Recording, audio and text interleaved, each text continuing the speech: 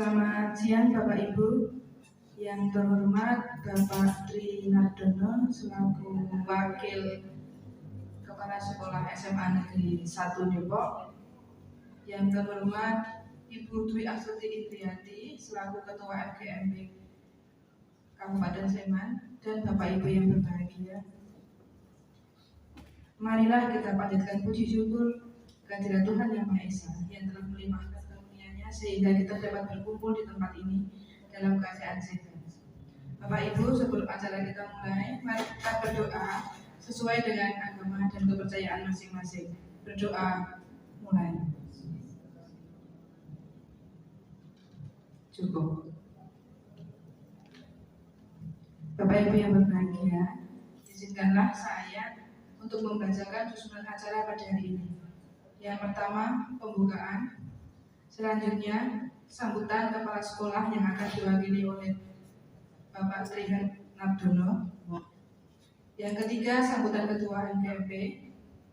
Yang keempat, acara inti, yaitu pemaparan mengenai diseminasi budaya positif oleh CGP Angkatan 9. Ibu Astuti Purbaning Tias dari SMA Segan dan Bapak Rohmat Sugiono dari SMA IT Baitussalam. Dan yang terakhir adalah penutup. Marilah kita mulai acara pada hari ini. Acara selanjutnya adalah sambutan kepala sekolah yang akan diwakili oleh Bapak Tri Nardono. Monggo Bapak. Ya, atau dulu sekalipun aku dan bikin nama sanes kepala sekolah.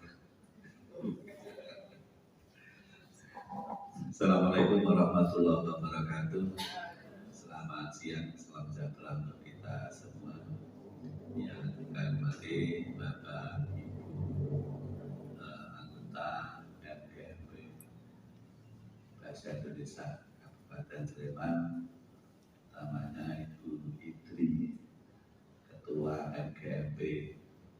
Ternyata muridnya bapakku. Alhamdulillah. Untuk yang pertama adalah senantiasa kita panjatkan puji syukur kehadirat Allah Tuhan Yang Maha Kuasa atas kalimat nikmat pada kita semua. Alhamdulillah pada siang hari ini kita bisa berada di ruang aula SMA Negeri 1 Depok dalam keadaan sehat dan insya Allah kita selalu sehat. Dan selanjutnya kami juga atas nama SMA 1 Depok mengucapkan selamat datang di SMA 1 Depok dan mohon maaf apabila kami dalam menanggapi kehadiran Bapak Ibu di acara ini banyak hal yang kurang berkenan, baik di tempat maupun apa saja. Di aulanya Bapak Ibu bersanding ke atas, pelakonnya sudah bolong-bolong, bolong dimaklumi. Yang pasti mudah-mudahan nanti tidak mengurangi Bapak Ibu dalam melaksanakan kegiatan FGMB pada hari ini. Dan kami pun hanya bisa mendoakan agar dari awal sampai akhir acara bisa berjalan dengan lancar dan bisa memberikan manfaat untuk kita semuanya. Dan mungkin itu saja yang dapat saya sampaikan. Lagi ada kurangnya dari sekolah dan sekaligus mohon pamit Pak sekolah hari ini banyak acara dari pagi sampai sore di hotel. Di pagi juga ada acara yang didelegasikan dua kurikulum. Demikian Bapak Ibu, selamat untuk ber-FGMB dan saya akhiri. Assalamualaikum warahmatullahi wabarakatuh. Terima kasih Bapak Tri Nardono untuk sambutannya. Acara selanjutnya adalah sambutan dari Ketua FGMB kepada Ibu Dwi Astuti Indriati. Kami persilakan. Bismillahirrahmanirrahim. Assalamualaikum warahmatullahi wabarakatuh. Terima kasih kepada pembawa acara yang telah memberikan waktu pada saya. puji syukur kita panjatkan kehadirat Allah Subhanahu wa Ta'ala yang telah memberikan nikmat hidayah ini sehingga kita bisa bertemu di SMA Negeri Depok yang luar biasa. Yang terhormat Bapak Rinantono tadi Hartono Pak Bapak Dr. Andes apa SPD? Bapak Dr. Andes Rinantono. Mohon maaf ini baru ketemu yang saya tahu beliau adalah putranya Bapak guru saya SPG Negeri Bogor tahun 88 saya lulus. Namanya Bapak Maskun Subandi. Bapak Dr. Andes Maskun Subandi mengajar bahasa Indonesia juga, dan saya adalah anak sayangan Bapak Maskun Subandi. Ya, beliau selalu berkata kalau minta contoh, coba Indri, bikin syarain, selalu. Jadi saya sangat terkenang, maka ketika suatu saat saya ketemu Pak Nugroho bilang bahwa Pak Tri ini putranya Pak Maskun, ya Allah, saya itu mencari guru saya itu rupanya mana gitu Pak, karena terus terputus hubungan ketika SPG bubar. Bapak Ibu yang saya hormati, alhamdulillah hari ini acaranya luar biasa, yaitu budaya positif di dunia pendidikan, di mata pelajaran bahasa Indonesia khususnya. Kita punya 2 CGP yang luar biasa aktif, Ibu Astuti sebagai sekretaris MGP dan Pak Rahmat Sugianto dari Baitul Salam, SMA IT Baitul Salam, yang luar biasa juga. Beliau sedang menempuh S3 juga. Kita beri aplaus kepada 2 pembicara ini, luar biasa ya, begitu bersemangat, dan semoga ini menggerakkan sehingga kita jadi tergerak dan bergerak untuk menjadi pionir dari pendidikan Indonesia. Bagaimanapun juga Bu, Pak, pendidikan mulai dari diri kita. Apalagi yang muda, sok merasa tua Pak. Yang muda harus bergerak benar-benar, kalau tidak nanti kita akan tertinggal dengan yang lain, dengan negara lain, dengan mata pelajaran lain. Maka bahasa Indonesia juga harus segera bergerak, tergerak dan menggerakkan. Baiklah Bapak dan Ibu, tidak banyak yang saya sampaikan, dan monggo silakan Bu Astuti dulu ya nanti ya segera menyampaikan, dan kita akan menerima diseminasi budaya positif. Sekian, ada salah mohon maaf. Wabillahi taufiq wal hidayah. Wassalamualaikum warahmatullahi wabarakatuh. Terima kasih kepada Ibu Dwi Astuti Indriati untuk sambutannya. Acara selanjutnya adalah acara inti, yaitu pemaparan mengenai diseminasi budaya positif oleh CGP Angkatan 9. Kepada Ibu Astuti Nurbanintias, saya persilakan.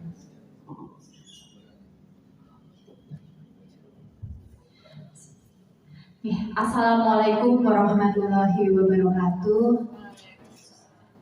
Ya, selamat siang Bapak Ibu yang hebat, yang luar biasa ini. Alhamdulillah ya, siang-siang kita bisa berkumpul di sini dalam pertemuan rutin MGMP Bahasa Indonesia Kabupaten Sleman. Mohon izin Bapak Ibu, kami menyampaikan diseminasi budaya positif seperti itu ya.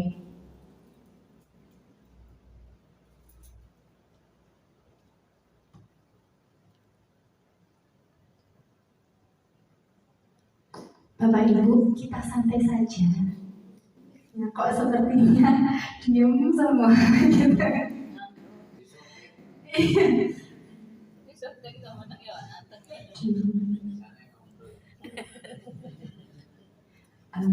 Pak Ferry nyuruh ngapunten, ini kok mati pakai apa ya?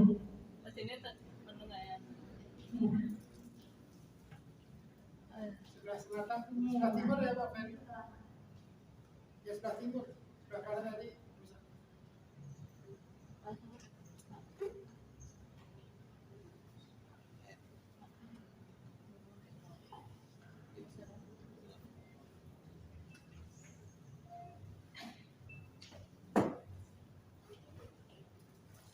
Ya, Bapak Ibu, sebenarnya di bahasa Indonesia ini yang ikut guru penggerak itu tidak hanya saya dan Pak Rahman.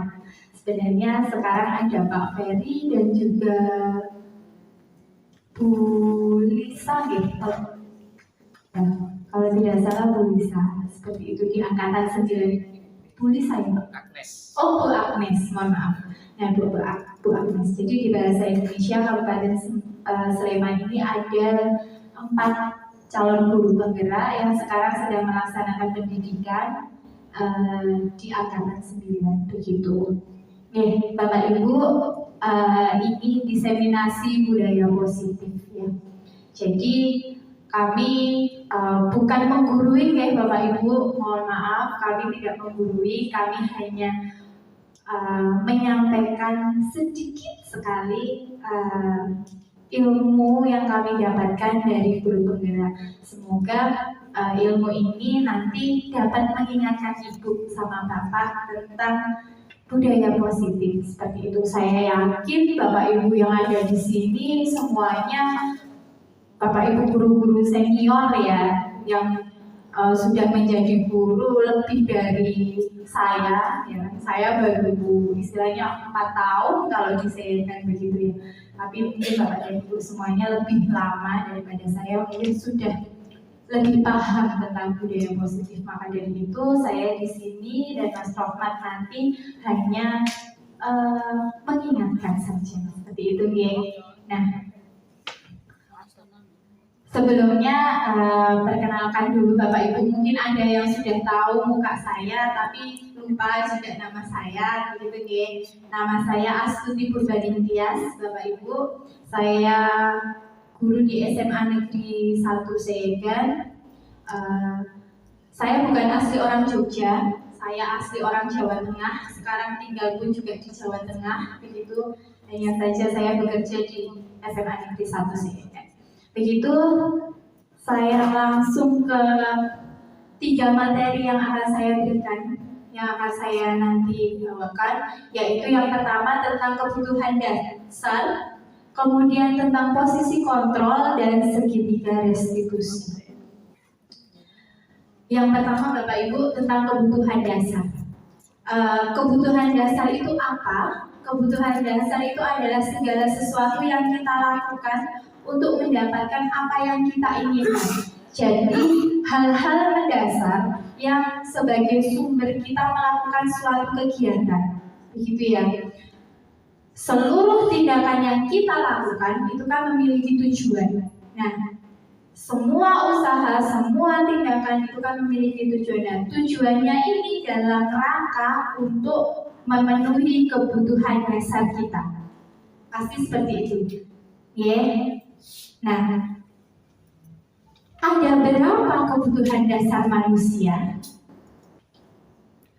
Apakah ada yang sudah tahu, Bapak Ibu? Kebutuhan dasar manusia itu ada berapa? 6. 10. Ya. Jadi kalau menurut di sini ada 5 kebutuhan dasar. Yang pertama, kebutuhan dasar bertahan hidup. Kemudian yang kedua, kebutuhan dasar kasih sayang dan rasa diterima. Yang ketiga, penguasaan. Yang keempat, kebebasan. Dan yang kelima adalah kesenangan. Bapak Ibu, kebutuhan dasar ini kan yang mendasari kita melakukan sesuatu. Kan begitu ya, tadi teorinya ya Bapak Ibu ya. Ya, nah ini pula yang mendasari anak melakukan sesuatu. Jadi dalam konsep ini kita akan mengembalikan semua konsep ini kepada anak kita, kepada siswa-siswi kita di sekolah, begitu Bapak Ibu. Ya, jadi 5 kebutuhan dasar ini juga yang mendasari seorang anak atau seorang siswa itu melakukan tindakan. Begitu ya. Kita mulai dari kebutuhan dasar bertahan hidup. Bertahan hidup itu apa saja sih? Gitu ya. Yang pertama makan, makanan. Ya, biasanya anak kalau lapar pasti ada aja tingkahnya di kelas. Dia nomboran. Ya apa tidak Bapak Ibu? Kemudian ada aja pasti nanti yang Bu ke kamar mandi, tahu-tahu sampai kantin. Ya ada aja kan yang seperti itu. Nah, kemudian yang kedua pakaian. Pakaian itu termasuk dalam kebutuhan dasar. Yang ketiga ada tempat tinggal. Di mana mereka tinggal, nyaman atau tidaknya, itu menjadi kebutuhan dasar. Ya, kebutuhan dasar mereka untuk selalu bertahan hidup, begitu. Kemudian keamanan, dan yang terakhir adalah kesehatan. Makanan, pakaian, tempat tinggal, keamanan, kesehatan itu merupakan kebutuhan dasar untuk anak kita hidup, Bapak Ibu. Begitu ya. Kemudian ada kebutuhan dasar kasih sayang dan rasa diterima.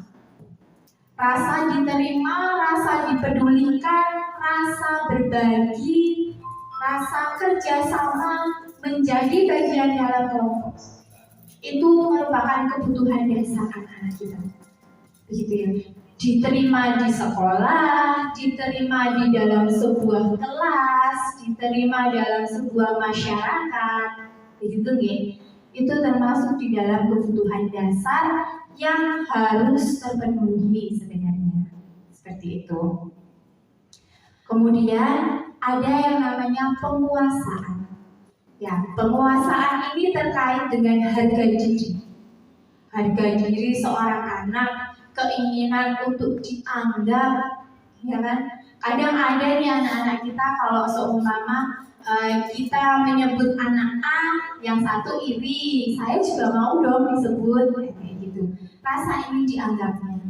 Kemudian penguasaan menjadi seorang pemimpin, memimpin sesuatu.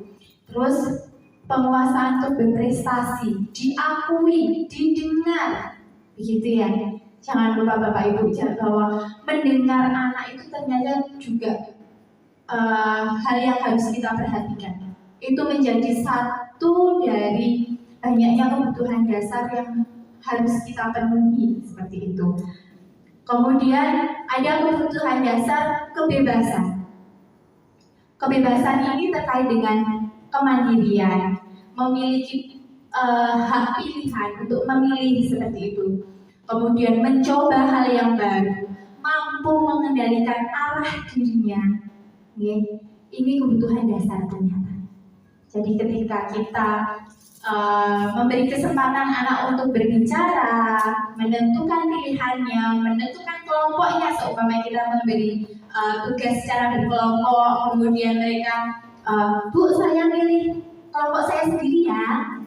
Ternyata kita sudah memenuhi kebutuhan dasar mereka, yaitu kebebasan, memberikan mereka kebebasan, memberi mereka kesempatan untuk berbicara, yaitu juga memberikan kesempatan untuk memenuhi kebutuhan dasar anak-anak ini, yaitu kebebasan, Bapak Ibu. Selanjutnya kesenangan. Kesenangan ya tentu yang menyenangkan ya Bapak Ibu ya. Ya tentang bermain, humor, ketawa, antusiasme kayak gitu. Ketika kita menciptakan sebuah pembelajaran yang menyenangkan, berarti kita memenuhi kebutuhan dasar kesenangan anak. Nah, Bapak Ibu, kebutuhan dasar anak inilah yang seharusnya selalu kita perhatikan sebagai seorang guru.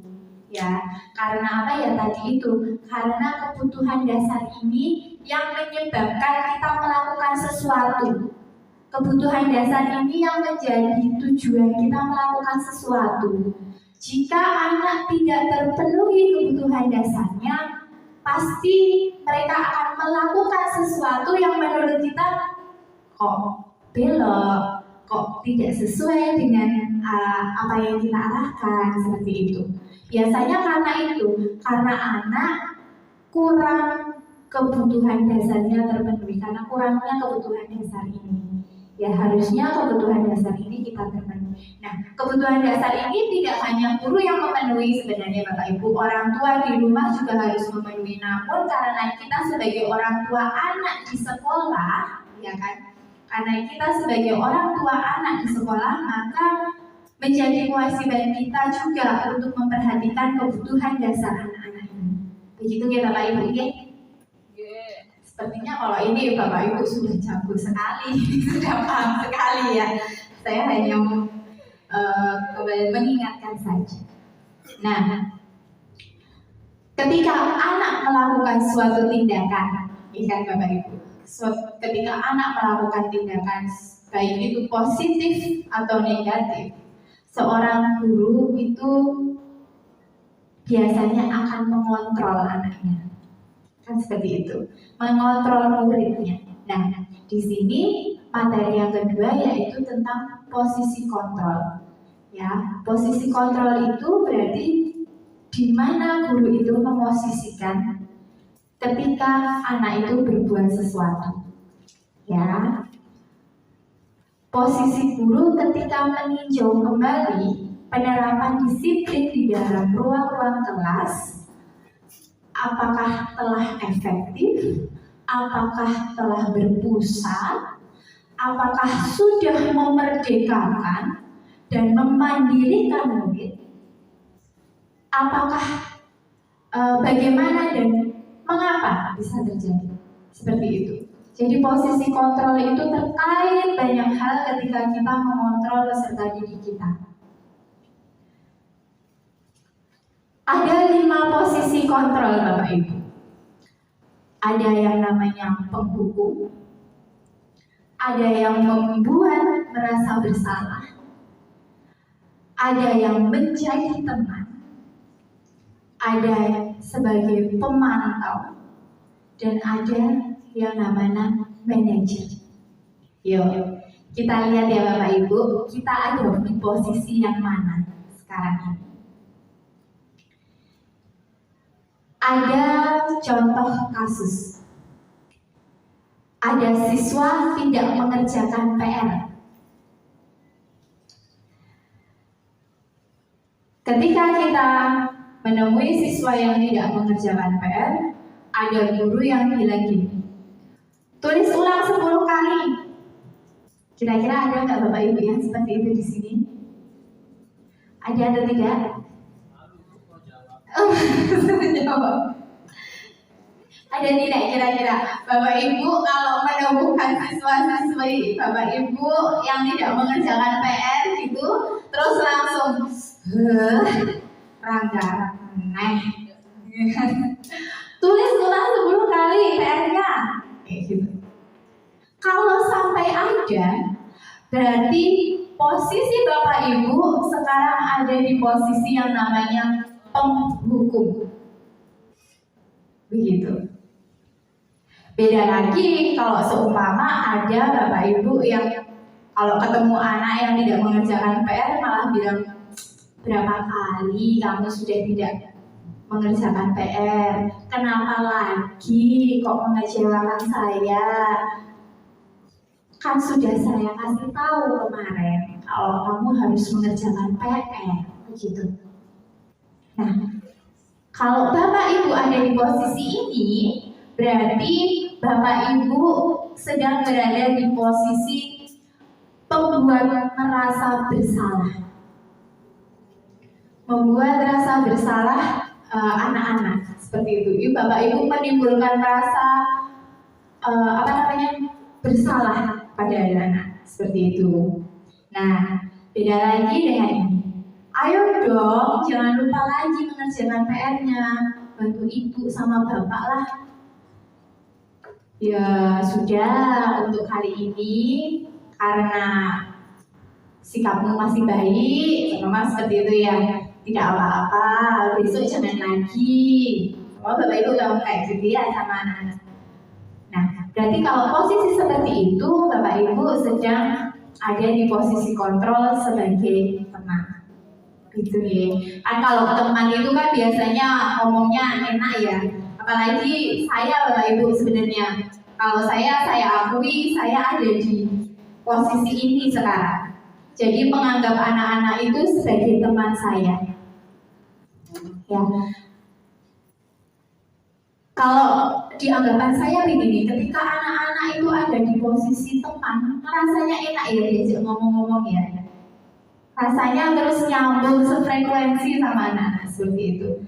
Nah, itu posisi teman. Kemudian ketika Bapak Ibu menanggapi kasus itu dengan kamu sudah melanggar aturan, kamu tahu konsekuensinya. Bapak Ibu menanyakan konsekuensi. Berarti kalau menanyakan konsekuensi pasti sebelumnya sudah ada keyakinan kelas dulu ya. Sebelumnya sudah ada sesuatu yang disepakati dulu, kan begitu. Jadi Bapak Ibu menanyakan konsekuensinya. Kamu melanggar aturan ini, silahkan kerjakan di perpustakaan. Berarti konsekuensinya mengerjakan di perpustakaan. Nah, di posisi ini Bapak Ibu berada di posisi sebagai seorang pemantau Bapak Ibu. Ya, tentu ini posisi yang lebih baik daripada menjadi seorang teman tadi. Nah, terakhir ini adalah posisi yang paling ideal menjadi seorang guru, yaitu posisi sebagai seorang manajer. Dengan cara menanyakan kembali kesalahannya itu apa. Anak-anak ini ditanya, disadarkan dia salahnya apa, kemudian juga diminta untuk mencari solusi dari diri dia sendiri. Solusi yang timbul dari diri dia sendiri, seperti itu. Ya, contohnya seperti ini. Kamu tahu kesalahanmu, kira-kira bagaimana kamu perbaiki kesalahanmu? Ketika kita tanya, kamu tahu kesalahanmu, berarti itu akan menimbulkan rasa, oh, saya salah ini. Mereka akan menjawab seperti itu. Ketika kita tanya, kira-kira bagaimana kamu memperbaiki kesalahanmu, tentu mereka akan berpikir, akan mencari solusi. Kalau saya salah ini, saya harus berbuat seperti ini. Nah, inilah posisi kita seharusnya Bapak Ibu sebagai seorang manajer itu. Guru harus bisa membimbing anak-anak ya. Jadi kita tidak boleh menghakimi anak-anak. Kita tidak boleh membuat anak-anak itu tertekan seperti itu. Sangat tidak boleh. Tapi yang harus kita lakukan adalah menyadarkan mereka, menumbuhkan rasa tanggung jawab itu benar-benar dari diri mereka. Bukan karena takut dengan hukuman yang kita berikan, bukan juga karena takut dengan konsekuensi yang sudah disepakati sebelumnya. Begitu. Jadi benar-benar tumbuh dari diri anak-anak ini. Seperti itu Bapak Ibu. Ini 5 posisi kontrol kita. Nah, kira-kira Bapak Ibu semua mohon izin saya berdiri nih. Kira-kira dari Bapak Ibu yang ada di sini, posisi kontrol yang sudah ada saat ini ada di posisi mana? Saya tanya Bu Indri dulu Bu Indri, gimana Bu Indri? Dari 5 posisi kontrol tadi, ini yang biasa banget ya kita kasus yang setiap hari kita rasakan ya menghadapi anak yang. Jadi dari 5 posisi kontrol tadi sebagai teman, sebagai penghukum dulu, kemudian membuat merasa bersalah, kemudian teman, kemudian manajer, kemudian yang satu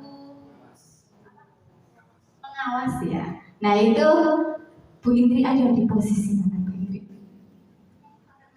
Terima kasih. 5 posisi kontrol guru, kalau saya itu juga tergantung kasusnya ya. Misalnya ini kasus tidak mengerjakan PR. Kalau tulis ulang 10 kali itu saya bukan kasus seperti ini pernah. Tetapi dia tulisannya benar-benar kelas 10 itu masih out-outan. Maka kemudian saya beri contoh supaya dia punya habit, kebiasaan memegang bolpen secara benar. Kemudian menulisnya jadi rapi. Kalau kelas 10 saya masih bisa dandani tulisannya tekan kelas 12. Tapi kalau sudah kelas 12 seperti sekarang tulisannya sudah out-outan. Biasanya cowok, biasanya loh. Tapi ada juga yang cewek. Maaf ya Bapak. Itu biasanya kalau kelas 12 ada boleh apa seorang ngedrill. Karena ada metode pendidikan ngedrill. Ya, jadi di drill. Nah, ayo lihat bunyi pulpen ini nulisnya contohnya ini. Tulisan peng 10 misalnya gitu. Itu kelas 10 saya dulu. Tapi untuk yang karena tidak mengerjakan PR, maaf, selama full day saya itu termasuk guru yang anti memberi PR. Saya tidak pernah memberi PR karena full day. Jadi saya tidak minta anak-anak mengerjakan tugas di rumah. Kerjakan pas pelajaran bahasa Indonesia. Jadi saya tidak pernah ada PR.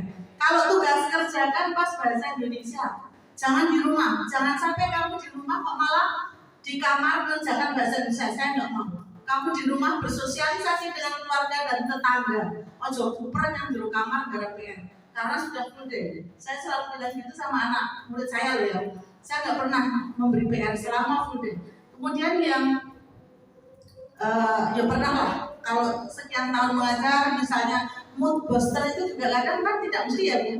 Kalau pasien bocahnya yang mungkin pada suatu saat pernah merasa bersalah. Tapi sebenarnya saya sekarang karena ya juga banyak baca juga seperti di guru penggerak, saya sok buka-buka.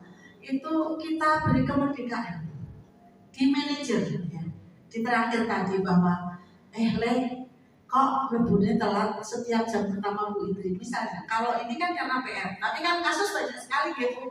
Ini salah satu contoh saja, kemudian saya nggak pernah beri PR. Kalau tugas tutup sekarang, pelajaran apa sekarang? Matematika bahasa Indonesia masuk. Jangan sampai matematika garang surat lamaran, saya nggak mau. Saya nggak mau seperti itu. Jangan salah kamar. Dan saya nggak mau di rumah alasan bapak ibu dipanggil sebu lagi garang PR bahasa Indonesia, jangan. Saya nggak mau. Di rumah silakan berkomunikasi dengan bapak, ibu, adik, kakak, dan tetangga. Saya bilang gitu. Karena kamu jadi anak super hanya dengan handphone, kamu sudah di kamar terus. Sudah full day. Kemudian untuk yang manajer atau bisa di next coba yang di manajer. Oke, makasih. Ya. Jadi saya tanya kenapa terlambat. Biasa kan? Ini Bu antara anak kakak, antara adik dan seterusnya. Oke. Nah kira-kira kalau menurutmu solusinya ada nggak? Saya juga gitu. Jadi kita beri dia ya solusi. Bu ya harusnya bangun lebih pagi.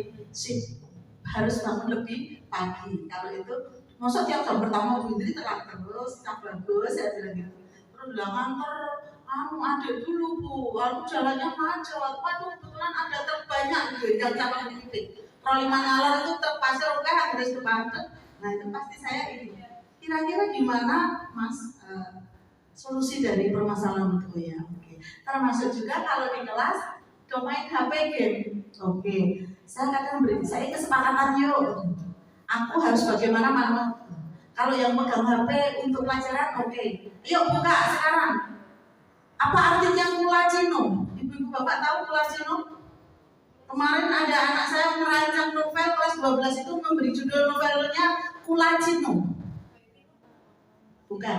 Itu cappuccino. Silakan buka di HP Kulacino. Nah, ternyata ini anak-anak kan saya membuat judul kumpulan puisi saya merajuk Nuraga. Nah Nuraga itu apa Bu? Buka HP semua.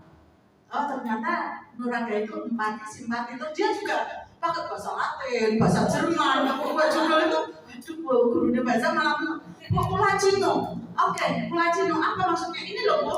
Kalau gelas ditaruh, kemudian dipindah pasti ada sisa air di meja itu. Itulah Kulacino. Ya, coba dibuka di HP, ya enggak? Nah, itu arti sebenarnya. Tapi dalam novel, merancang novel, mereka akan membuat Kulacino itu sebagai suatu hubungan. Hubungan apapun itu, persahabatan, percintaan, atau apapun, pasti ada bekasnya. Betul enggak? Nah, jadi itu anak-anak itu ada makna konotasi, ada makna denotasi. Nah, saya kan dari merancang novel ke artikel kalau kelas 12. Kalau artikel Kulacino itu akan diukur. Berapa Kulacino? Kalau ini satu botol, satu gelas es batu, ditaruh dipindah. Nah di sini berapa mili atau apapun itu ukurannya. Tapi kalau untuk novel Kulacino itu makna konotasinya adalah suatu hubungan pasti pernah meninggalkan sesuatu. Jadi baper. Oke, cukup. Luar biasa Bu Indri, teman-teman Bapak Ibu Bu Indri. Luar biasa ternyata Bu Indri sudah menerapkan yang namanya kontrol sebagai seorang manajer. Ya luar biasa, betul-betul berarti saya harus banyak belajar sama Bu Indri ini. Ya ternyata sudah menerapkan sebagai seorang manajer ya. Nah kalau Bu Patmi ke kanan ya. Nah nah kalau Bu Patmi nih, Bu Patmi kalau di sekolah sudah ada di posisi kontrol apa Bu? Kalau saya nggak pernah memungsikan gitu ya, jelas kesalahannya apa dulu. Itu tergantung yang dilakukan anak. Misalnya anak tidak membuat PR, pasti alasannya beda dengan anak yang tiba-tiba keluar tidak kembali ke kelas. Pasti yang pertama kita lakukan mesti tanya jawab dulu apa sebabnya gitu ya. Itu pasti tidak mungkin kamu salah. Kalau anak sekarang diberi gitu, mungkin Pak tidak pernah masuk untuk pelajaran saya gitu ya. Sehingga sama, tetap kita harus menanyakan dulu apa sebabnya. Setelah itu biasanya kira-kira yang kamu lakukan itu tadi termasuk suatu yang hal positif atau negatif, saya tanya dulu seperti itu. Biasanya kalau dia jawab itu malah saya boleh kok untuk pelajaran saya diulang, tentu boleh, bener saja. Nah, itu hanya untuk kesepakatan dengan anak biar kalau dia merasa bahwa itu salah jangan diulang lagi, hanya itu. Jadi saya tidak pernah posisi di mana ya, mungkin kalau guru nanti ya penting kamu bisa sadar tentang kesalahanmu, kemudian diperbaiki, terus bersama-sama mari kita selalu menjaga jadi orang yang baik. Hanya itu kalau saya. Hari ini lebih baik daripada hari kemarin. Luar biasa, kasih tepuk tangan dong Bapak Ibu buat Bu Fatmi ya. Jadi kalau Bu Fatmi sudah punya kesepakatan kelas juga, ya Bu Fatmi juga sudah mengingatkan anak tentang kesepakatan kelas. Mungkin kalau saya simpulkan, Ibu lebih ke bagian pemantau mungkin ya Bu, kalau di posisi kontrol ini. Jadi ada kesepakatan kelas, mengingatkan anak tentang kesepakatan kelas itu, dan kemudian memberikan kesempatan lagi, yuk harus lebih baik lagi kayak gitu ya Bu ya. Sekarang saya mau dong satu lagi Pak Mahendra yang sudah mulai menunduk. Monggo Pak Mahendra. Jadi iya, jadi posisi kontrolnya Pak Mahendra nih sekarang ini ada di posisi apa Pak? Monggo. Izin menjawab Ibu. Untuk posisi kontrol saat ini apabila di dalam kelas saya bertindak sebagai teman. Apabila di dalam kelas, dan seperti Bu Fatmi juga, kita juga melihat tingkat kesalahannya apabila di luar kelas. Nah, di kelas masih sebagai teman. Walaupun nggak mengerjakan PR juga masih sebagai teman. Saya juga tidak suka memberikan PR Bu Indri, karena saya tipikalnya malas untuk koreksi. Tapi kalau untuk di luar kelas, saya sudah menjadi pemantau. Karena kan kalau di luar kelas kita bertindak sebagai teman, anak-anak malah akan menyepelekan seperti itu. Itu saja jawaban saya, Ibu. Terima kasih Pak Mahendra, berarti double job nih, jadi pemantau juga sebagai teman bagi anak-anak, gitu ya. Ya, itu memang yang kita alami selama ini berbeda ya Bapak Ibu, sesuai dengan apa yang ada di dalam sekolah kita, sesuai dengan apa yang ada dengan anak-anak kita. Tidak bisa juga posisi kontrol ini harus disamakan sebenarnya antara sekolah A, sekolah B, sekolah C, sekolah D, dan lain sebagainya. Memang tidak bisa kita samakan. Namun, memang di dalam teori posisi kontrol ini, posisi kontrol yang paling baik, yang ideal istilahnya ya, yang ideal itu adalah sebagai seorang manajer. Jujur saya juga masih belajar jauh dari yang namanya sebagai manajer. Saya sekarang masih menjadi teman, karena menurut saya ya anak-anak sekarang itu kalau menjadi teman itu ya lebih sefrekuensi kayak gitu. Ternyata posisi kontrol saya ini masih jauh dari yang namanya ideal sebagai seorang manajer. Bapak Ibu, posisi kontrol ini untuk kita mengontrol anak-anak tentang keyakinan kelas. Jadi, apa perbedaan keyakinan kelas dan peraturan kelas? Seperti itu ya. Keyakinan kelas dan peraturan kelas itu adalah sesuatu yang berbeda sebenarnya Bapak Ibu. Kalau di dalam guru penggerak ini, kami diharapkan untuk bisa melakukan atau membuat keyakinan kelas, bukan lagi peraturan kelas. Kenapa? Kalau peraturan kelas itu biasanya hanya dibuat tanpa anak ada tanpa kita harus berdiskusi dengan anak. Ini apa badan? Sekolah punya peraturan, apakah dia mendatangkan anak-anak? Tidak, ya kan? Pasti sudah punya peraturan sendiri. Nah, dulu saya juga seperti itu. Saya membuat peraturan, kemudian ketika saya masuk di awal semester begitu ya, biasanya saya bilang, saya punya beberapa aturan, tolong kalian lihat peraturan saya, tolong kalian mengerti saya, seperti itu ya.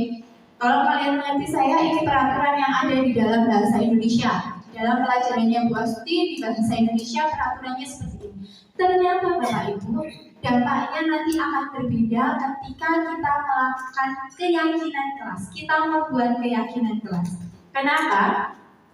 Karena dalam keyakinan kelas ini, siswa akan kita ajak berdiskusi bersama untuk membuat apa yang nantinya menjadi tanggung jawab kita semua di dalam kelas itu. Didiskusikan sama-sama. Seperti itu.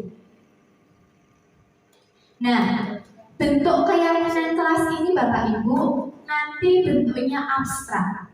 Kemudian pernyataan universal, kemudian dibuat dalam pernyataan yang positif. Maksud positif itu nanti saya beri contohnya. Kemudian sedikit saja agar mudah diingat. Keyakinan kelas tidak seperti peraturan kelas yang banyak sekali, jerentak-jerentak semuanya harus ditulis seperti itu, tidak. Keyakinan kelas ini sedikit, tapi nantinya bermakna. Nah, itu yang diharapkan, kebermaknaannya. Kemudian sesuai dengan kondisi anak-anak kita di dalam kelas itu. Memang nanti akhirnya antara keyakinan kelas A kemudian keyakinan kelas B itu nanti akan berbeda. Begitu, tidak bisa disamakan lagi. Tapi kan sudah kesepakatan satu kelas. Ya, yang anak mau, yang kita sebagai guru juga mau, seperti itu. Kemudian dalam yang terakhir itu dalam membuat keyakinan kelas kita melibatkan semua yang ada di dalam kelas itu. Kalau itu keyakinan kelas. Namun ketika itu keyakinan yang tingkatnya lebih tinggi, tingkat sekolahan gitu ya, tingkat sekolah, nanti ya berarti kita melibatkan semua warga sekolah yang ada di dalamnya. Seperti itu Bapak Ibu. Nah, ini contoh tadi Bapak Ibu. Kalimat-kalimat di dalam keyakinan kelas itu merupakan kalimat-kalimat yang positif. Contoh, jangan membuang sampah sembarangan atau dilarang membuang sampah sembarangan. Semua seperti itu ya. Nah, kan itu biasanya ada di peraturan kan? Di peraturan kelas, di peraturan sekolah kita biasanya ada seperti itu. Dilarang membuang sampah sembarangan. Nah, kalau keyakinan kelas kita ubah menjadi kalimat yang positif. Jadi membuang sampah di tempat sampah. Ngomong kayak gitu. Ya, jadi yang dilarang itu semua dihapus. Jangan pakai kata dilarang, tapi kata-kata yang positif. Seperti itu. Nah, contoh lain, selalu bersikap positif. Nah, itu dilarang membuli teman. Semua seperti itu ya. Dilarang membuli teman, ya kita ubah jadi selalu bersikap positif. Senantiasa menjadi diri terbaik. Positif atau tidak Bapak Ibu? Positif ya. Kemudian percaya dan menghormati orang lain serta barang miliknya. Nah, itu kalau biasanya kalau di peraturan kelas di kelas saya nih dilarang mengambil pulpen milik teman. Nah, mulai gitu ya kan? Biasanya ada seperti itu. Nah, ini kita ubah menjadi percaya dan menghormati orang lain serta barang miliknya. Kemudian berkomitmen terhadap setiap tugas. Ya, ada yang kalau di peraturan kelas tuh harus mengerjakan tugas setiap ada tugas. Ya, kayak gitu ya. Ada kata harus. Nah, senantiasa membantu. Nah, itu hal-hal seperti ini yang akan mengubah mindset anak-anak Bapak Ibu. Ketika kita, insya Allah ini ya, ketika kita memberikan kalimat-kalimat yang positif, anak-anak akan lebih enak menerimanya. Daripada ada kata dilarang. Sepertinya keras sekali itu anak-anak sekarang. Ya kita tahu sendiri juga Bapak Ibu, anak-anak sekarang itu kalau dilarang itu malah dilakuin, ya enggak? Banyak kan kayak gitu, kalau dilarang malah dilakuin. Nah, maka dari itu kita ubah peraturan-peraturan yang dilarang ini menjadi keyakinan kelas. Tidak usah muluk-muluk sampai sekolah dulu, tapi dari mulai kelas kita ubah peraturan kelas kita menjadi keyakinan kelas. Begitu Bapak Ibu. Ini tentang keyakinan kelas. Nah, tadi kita sudah tahu tentang kebutuhan dasar, sudah tahu posisi kontrol kita, sudah tahu keyakinan kelas. Kebutuhan dasar itu harus kita cukupi, kan seperti itu ya. Kalau kita tidak mencukupi, pasti akan terjadi sesuatu, kan seperti itu. Sesuatunya kan lebih ke negatif ya Bapak Ibu. Nah, karena sesuatu yang negatif itu biasanya karena mereka tidak menyadari akan keyakinan ini, kan seperti itu. Nah, kita sebagai guru tadi ada mengontrol anak-anak itu di posisi apa. Nah, yang terakhir, kita sebagai guru ketika anak-anak itu berbuat sesuatu, berbuat yang menurut kita wah kok elek, wah kok anak kok nakal, anak kok negatif terus. Nah, sekarang bagaimana kita harus mengatasi anak-anak yang seperti itu? Ada solusinya Bapak Ibu, ada salah satu solusinya, yaitu dengan yang namanya segitiga restitusi. Ya, segitiga restitusi. Apa bedanya segitiga restitusi dengan mungkin cara kita menyelesaikan masalah?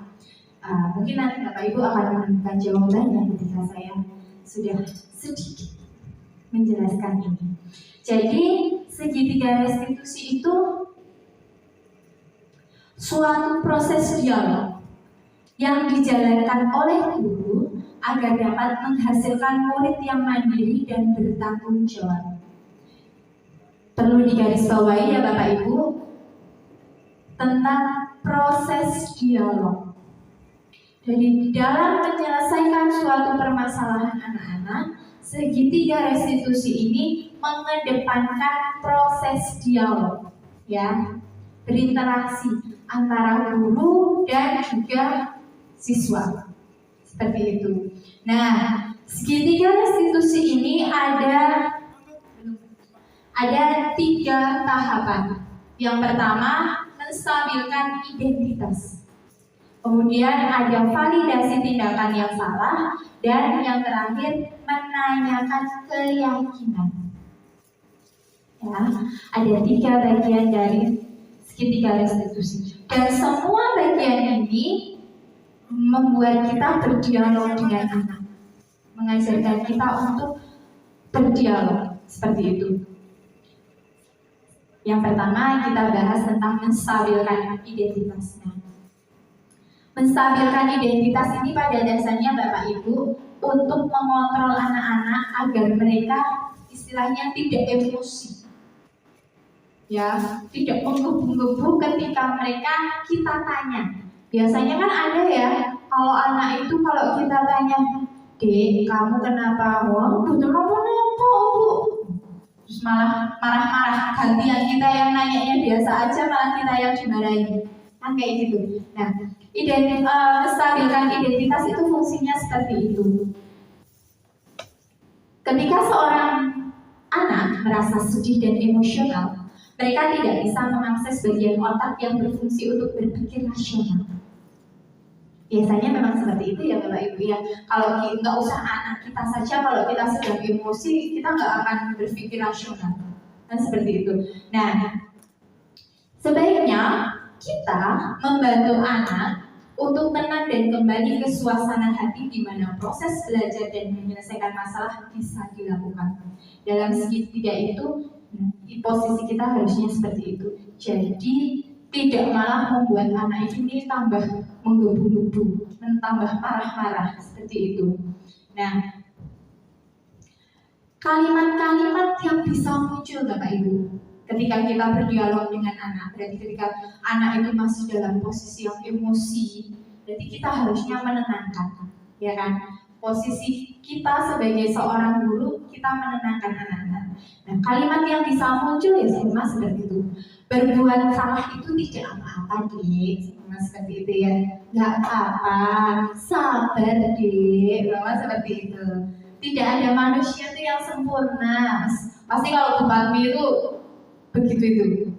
Kalau berkalimat pasti juga sama ini.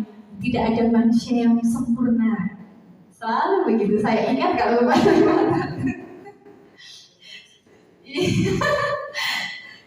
Saya juga pernah melakukan kesalahan seperti itu. Manusia itu pasti tempatnya salah, gitu. Memang kayak gitu ya. Kita bisa menyelesaikan ini.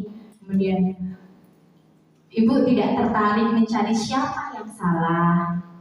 Ya, kita di sini untuk mencari solusi dari permasalahan yang ada, solusi dari hal yang tidak baik ini, sama seperti itu. Kamu berhak merasa begitu, dan apakah kamu sedang menjadi teman yang baik buat diri sendiri? Jadi kalimat-kalimat ini kan bukan kalimat-kalimat yang menghakimi, betul ya Bapak Ibu ya? Tapi kalimat-kalimat yang menenangkan. Nah, ketika anak emosi, kalimat-kalimat ini mujarab Bapak Ibu. Saya yakin kalimat ini mujarab. Mereka akan merasa rileks, mereka akan merasa tenang, begitu. Mereka akan merasa diayomi, ya. Karena anak ya tadi itu, ketika anak membuat kesalahan pasti ada kebutuhan dasar yang tidak mereka dapatkan. Ya kan? Kebutuhan dasar yang tidak mereka dapatkan, seperti itu. Nah, yang kedua yaitu validasi tindakan yang salah. Validasi tindakan yang salah ini, guru harus memahami alasan siswa melakukan kesalahan dan paham bahwa setiap orang pasti akan melakukan yang terbaik di waktu tertentu. Bukan berarti kita itu membenarkan apa yang salah loh ya Bapak Ibu. Di sini bukan berarti seperti itu ya. Jadi memvalidasi tindakan yang salah itu bukan berarti ketika anak berbuat salah kemudian kita oh ya wes apa enggak yang seperti itu. Ya, bukan yang mengiyakan sepenuhnya, tidak seperti itu. Hanya menenangkan anak agar tindakan itu, anak ini sudah berbuat salah, tidak terus makin merasa bersalah lagi. Seperti itu. Ketika mereka makin dalam merasa bersalahnya, tentu mereka tidak akan mendapatkan solusi apa-apa. Tidak akan ada rasa bertanggung jawab di dalam dirinya. Ya, nah kalimat-kalimat yang bisa Bapak Ibu ucapkan yaitu padahal kamu bisa melakukan yang lebih baik dari ini loh ya. Terus habis itu kamu pasti punya alasan mengapa melakukan hal ini. Tadi ada anak yang nggak ngerjain PR sama selalu tidak pernah mengerjakan PR. Semua seperti itu ya. Kita bisa tanya seperti itu. Nah, kenapa? Kamu pasti punya alasan bahwa nggak mengerjakan PR. Kenapa? Ada apa?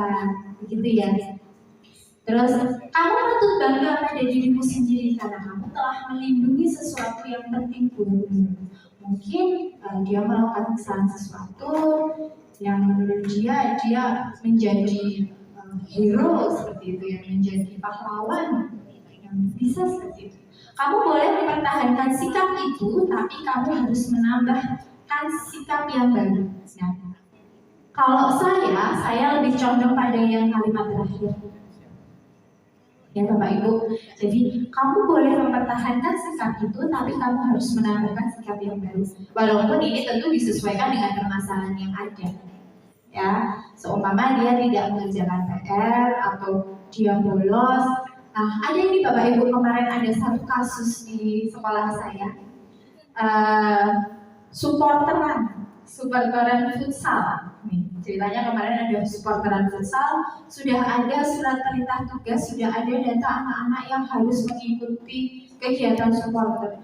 Dan ternyata siswa kelas 10 itu tidak ada SPT-nya, tapi mereka tetap meninggalkan sekolah. Yang saya lakukan sama Bapak Ibu, bagus deh menjadi supporter sekolah itu bagus. apa yang harus kita lakukan? Saya bertanya seperti itu kepada anak. Nah, dia tahu, ya saya salah, saya harus izin dulu dan sebagainya. Itu akan lebih enak, ya kan Bapak Ibu? Kalau kita menumbuhkan atau mencari solusi dengan kalimat-kalimat pemantik, pertanyaan-pertanyaan pemantik seperti itu akan lebih enak daripada kita yang seperti itu. Nah, yang ketiga, menanyakan keyakinan. Menanyakan keyakinan ini dilakukan ketika kita sudah melakukan langkah pertama, langkah kedua tadi. Kita yakin anak-anak sudah sadar betul dengan apa yang mereka lakukan. Nah, tujuannya kemudian harus bagaimana, itu yang diyakinkan kembali ke anak-anak. Gitu Bapak Ibu. Mereka harus sadar tentang keyakinan kelas mereka, bukan lagi peraturan ya Bapak Ibu, tapi keyakinan kelas yang mereka buat, kemudian nilai-nilai yang ada di dalam masyarakat, kemudian tujuan mereka hidup ini, tujuan mereka sekolah itu apa? Mereka harus disadarkan lagi tentang tujuannya mereka dengan cara menanyakan keyakinan mereka. Ya. Jadi setiap anak mulai saya terapkan untuk punya keyakinan diri sendiri, kelas maupun nanti sekolah seperti itu. Tapi saya belum ada di taraf sekolah ya Bapak Ibu. Saya masih ada di taraf kelas yang saya ampu. Terutama karena saya menjadi wali kelas, tentu saya lebih banyak di kelas yang saya ampu seperti itu. Begitu Bapak Ibu. Terima kasih. Sedikit yang saya sampaikan. Apakah ada pertanyaan sebelum saya tutup?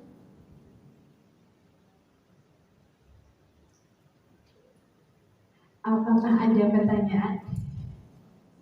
Oh ya,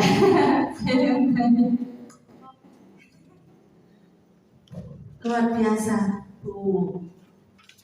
Astagfirullah. Sekarang begini, kalau sudah terlanjur ya, bukan terlanjur. Sekarang pada umumnya sekolah pada umumnya pasti membuat peraturan ya. Dan peraturan itu biasanya disepakati dengan OSIS MPK. Jadi peraturan dibuat dengan OSIS MPK, kemudian disahkan juga dengan komite. Kemudian aturan itu diskor biasanya. Skor itu pun atas kesepakatan dengan perwakilan OSIS dan MPK. Dibuat, diskor dengan komite. Nah, tapi namanya peraturan. Apakah terus nanti pas Merdeka Belajar ini, kurikulum Merdeka, apakah semua hal-hal seperti itu terus ganti keyakinan, bukan peraturan? Atau kita boleh bebas merdeka lah namanya, tapi yang jelas itu dari hasil kesepakatan. Terima kasih. Ya, mencoba menjawab ya Bu. Jadi kalau menurut apa yang saya pelajari, betul. Seharusnya peraturan itu sudah kita ubah menjadi keyakinan. Mungkin tidak sekarang ya Bu, karena ini kan tingkatnya sekolah ya Bu. Pasti punya ada masa, ya kan, masa apa itu namanya kalau di RKS. Ya, kan itu ada masanya. Mungkin bisa diubah seperti itu, diubah dengan keyakinan.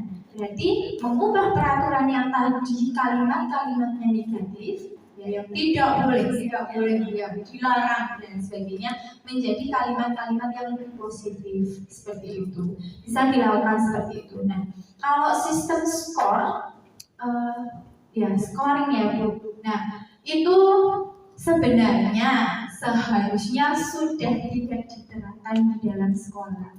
Ya, seperti itu. Scoring itu seharusnya sudah tidak diterapkan di dalam sekolah. Apalagi sekolah. Iya. Belum.